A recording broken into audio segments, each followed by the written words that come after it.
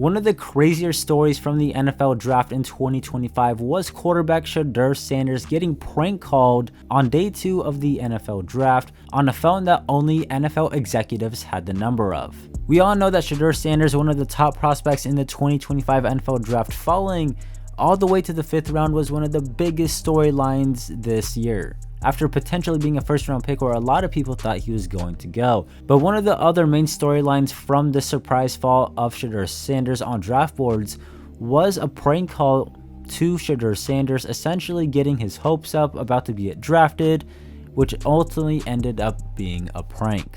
A very non-funny prank. It's just straight up rude and idiotic, and I don't know why anyone would want to do that. But now we have some more clarity about the people responsible for this, and now they are facing consequences for what happened to Shedeur Sanders. Make sure to subscribe. We're trying to hit 10K this year. We're super close. Help support the channel, like the video, and let's see what's going on with this prank call situation and how it got resolved.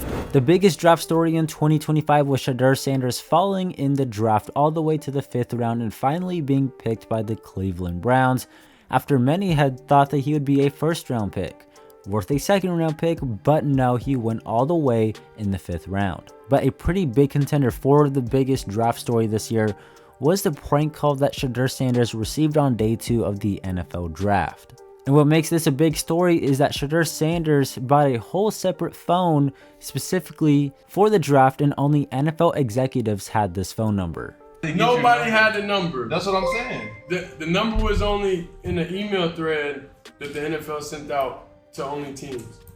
That's outrageous, bro. So the NFL leaked it, basically. No, you can't say that. It could be one of their kids. It could be one of their kids that then seen the email and just took the number. Shedeur Sanders got a phone call on day 2 on that phone that only NFL executives had, thinking that he was probably going to be drafted and his dreams were finally going to come true after a disappointing round 1.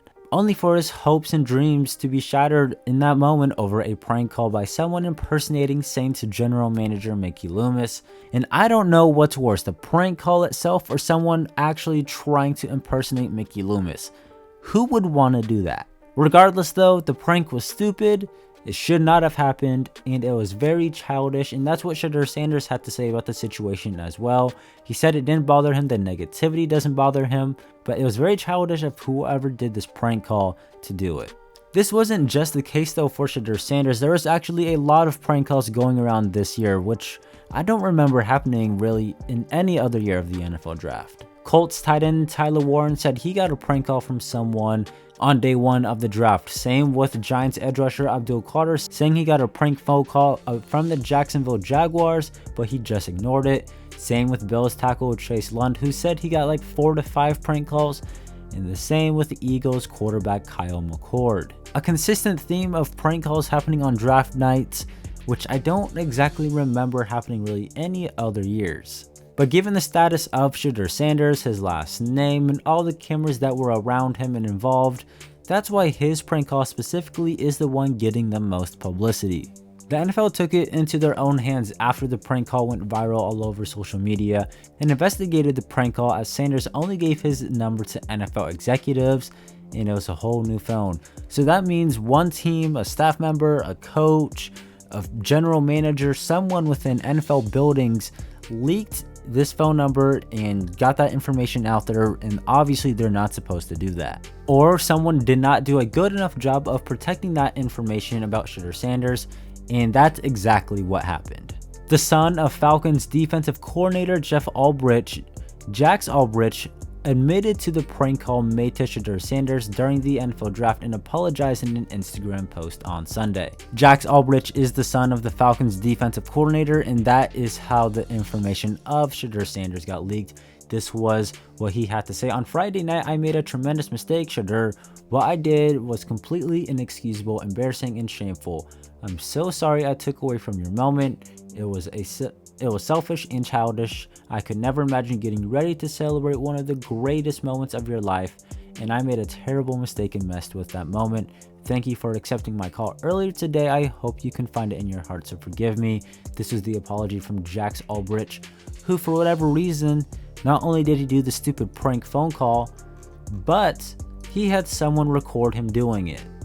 How is that funny? Hey, is this Shedeur? Hey, this is Mickey Loomis here, the GM of the New Orleans Saints. How you doing? Say it one more time for me. Mickey Loomis here, GM of the Saints. How you doing? Good, how are you, man? Good, been waiting on you. Yeah, we have. It's been a long wait, man. We're gonna take you with our next pick right here, man. Yeah. Yes, sir, let's be legendary. Hey, but you're gonna have to wait a little bit longer, man. Sorry about that. Okay. Sorry about that. What does that mean? What? What'd he say? I don't know. How you gonna ask us what it mean and you was on the phone? You heard that? He said you're gonna have to wait a little bit longer. So shortly after it was discovered that it was Jax Albrecht, the son of the Falcons defensive coordinator, the Falcons put out a statement on the involvement of defensive coordinator Jeff Albrecht. Earlier this week, Jack Albrecht, a 21-year-old of defensive coordinator, unintentionally came across the draft contact phone number of Shedeur Sanders off an open iPad screen while visiting his parents' home and wrote the number down to later conduct a prank call.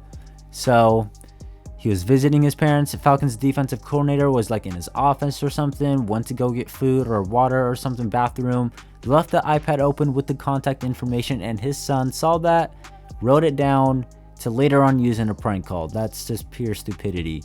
Jeff Albrecht was unaware of the data exposure or any facets of the prank and was made aware of the above only after the fact. So the defensive coordinator had no idea until after someone admitted and confessed to the issue, and I'm assuming that was his son.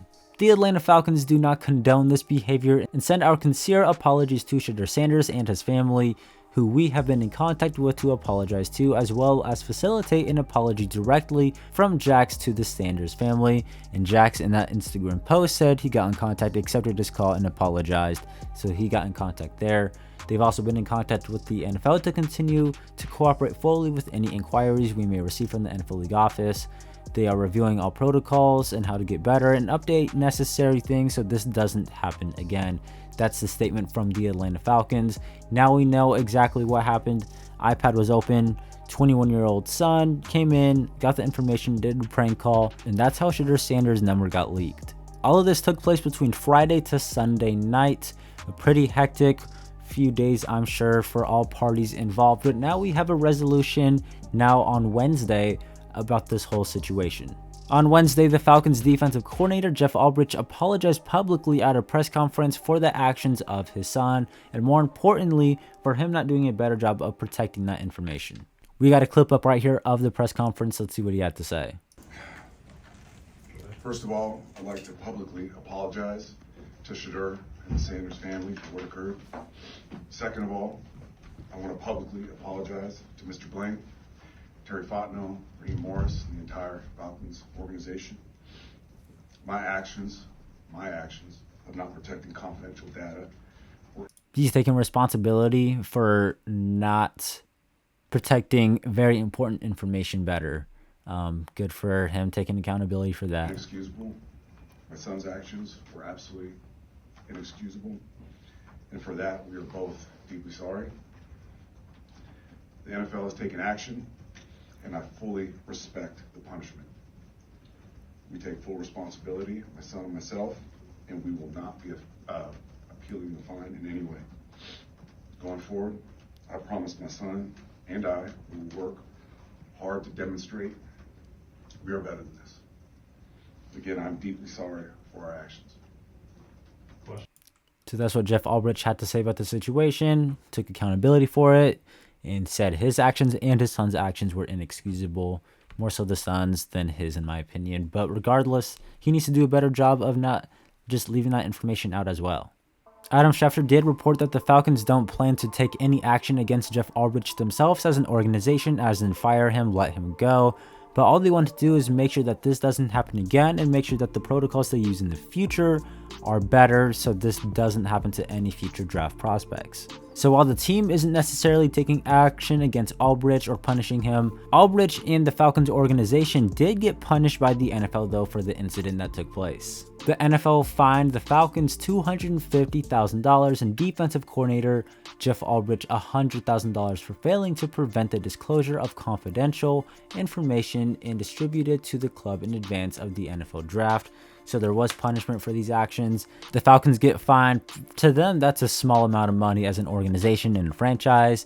But Jeff Albrecht, a defensive coordinator, I believe he is the 9th highest paid DC in the NFL, but $100,000, that's quite a bit of money for a guy who is not a head coach in the NFL. And I'm sure his son is definitely on his dad's bad side after this fine. Not only just because of the fine, but because of what happened as well. The NFL is also doing an investigation on all the other prank calls that occurred to the other draft prospects like Tyler Warren, Abdul Carter, and Kyle McCord in the Bills tackle, but those are not related to the one that happened to Shedeur Sanders prank call in the Albrecht family. All of those were not related to Jax Albrecht or the people who were prank calling and involved with that prank call to Shedeur Sanders. Those are completely separate situations, and the NFL is still investigating those. At least for right now, though, we do have clarity and a conclusion and a resolution on the Shedeur Sanders prank call. Someone confessed, someone's taking action for it, and someone is taking the blame for what went on. And hopefully we don't got to deal with anything like this again, because it's just horrible. No one wants to see that. People would like to watch the draft and see people's dreams come true, not to get phone call pranked on draft night. Let me know down in the comments if you think the Falcons should have been punished more. Should they have had a draft pick taken away from them? It can't be a first round pick. They traded that to the Rams. Should they have been punished more? Let me know in the comments and what you make of the situation as a whole. Make sure to subscribe, help support the channel. We're trying to hit 10K. My name is Kaj, and I'll catch you next time. Peace.